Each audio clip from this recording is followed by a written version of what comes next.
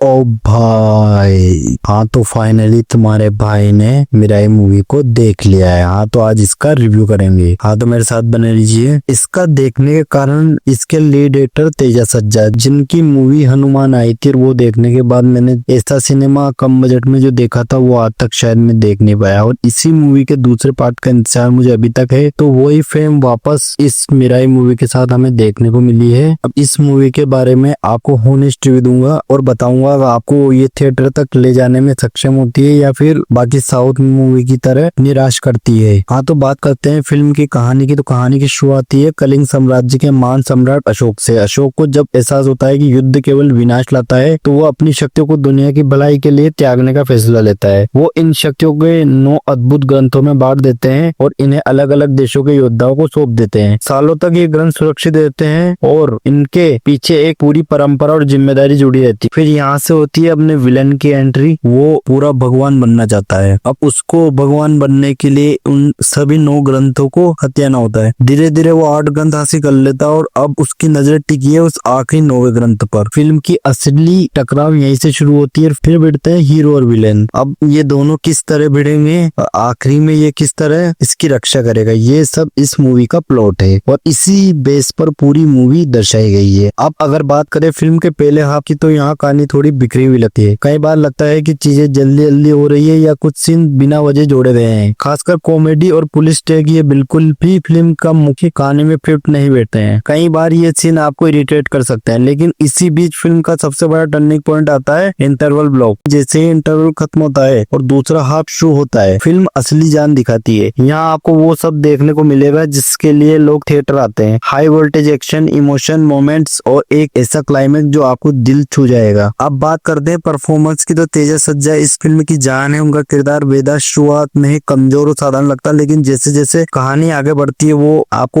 Inspire करने लगते हैं। उनका बार बार गिरकर उठना और फिर से लड़ाई के लिए तैयार होना दर्शकों को भी खड़ा कर देता है। ये वही पल है जब आप खुद को अपनी जगह पर महसूस करने लगते हैं। मनोज माचू विलन के रूप में शानदार, उनकी एंट्री ही आपको डराने लगती है और जब अच्छाई बुराइयों का आमना सामना होता है तो फिल्म का स्तर और ऊंचा हो जाता है। आप खुद सोचोगे अगर ये विलन इतना स्ट्रॉन्ग है तो हीरो इसे कैसे हरा पाएगा। श्रेया सरन कमाल की मौजूदगी और उनका किरदार बहुत अच्छे से लिखा गया है, लेकिन जो चीज फिल्म को एक नए स्तर पर ले जाती है वो है वीएफएक्स और विजुअल्स। दोस्तों यकीन मानिए, इतने कम बजट में इतना शानदार विजुअल ट्रीट मिलना किसी चमत्कार से कम नहीं है। यहाँ पर इम्पैक्ट कहानी के साथ जुड़कर आता है। आप स्क्रीन पर जो देखोगे वो आपको एक अलग ही दुनिया में ले जाएगा। सच कहूँ तो बॉलीवुड शायद 400 करोड़ रुपए खर्च करके भी ऐसा विजुअल एक्सपीरियंस ना दे पाए। खास तौर पर पक्षी वाला सीन वाकई इस कदर का लगा। मैंने सोचा था फर्स्ट में तो कि ये आपको वो जो कार्टून टाइप लगेगा, लेकिन उसे बड़ी स्क्रीन पर देखने के बाद वाकई मुझे ये सीन कुछ हद तक रियल लगा। ये film mythology, science fiction, action और इमोशन का जबरदस्त मेल है। कई जगह ये फिल्म आपको ब्रह्मास्त्र और हनुमान की याद दिलाती है। जिस तरह हनुमान में आपको प्रभु हनुमान की भक्ति का अनुभव हुआ, वैसे ही मिराई में आपको प्रभु श्री राम के प्रति प्रेम और आस्था का एहसास होगा। और ये कैसा होगा, तो ये सब आपको इस मूवी में देखने के बाद ही पता चलेगा। फिल्म खत्म होने के बाद आपके दिल खुद ब खुद निकलेगा जय श्री राम। ये फिल्म आपको ये सिखाती है कि बड़े उद्देश्य के लिए त्याग करना पड़ता है और यही संदेश फिल्म की और भी खास बनाता है। हाँ अब बात करते हैं खामियां की। पहला हाफ थोड़ा कमजोर है, कॉमेडी और पुलिस टैग की जरूरत नहीं थी और रन टाइम बहुत लंबा महसूस होता है, लेकिन सेकंड हाफ इतना दमदार है कि आप इन कमियों को भूल जाओगे। तो आखिरकार मेरी राय साफ है, मेरा ये एक बिग स्क्रीन तमाशा है। इसमें वो सब कुछ है जो आपको थिएटर में चाहिए, एक्शन, इमोशन, विजुअल और सबसे बढ़कर आस्था और प्रेरणा। ये फिल्म हर वर्ग के दर्शकों को अपील करेगी और तेलुगु सिनेमा की जीत। अगर आपने इसे थिएटर में नहीं देखा तो आप वाकई कुछ मिस कर रहे हो, और जब देखोगे तो आपके दिल में ही एक ही आवाज निकलेगी, जय श्री राम। मिलते हैं अगले वीडियो में।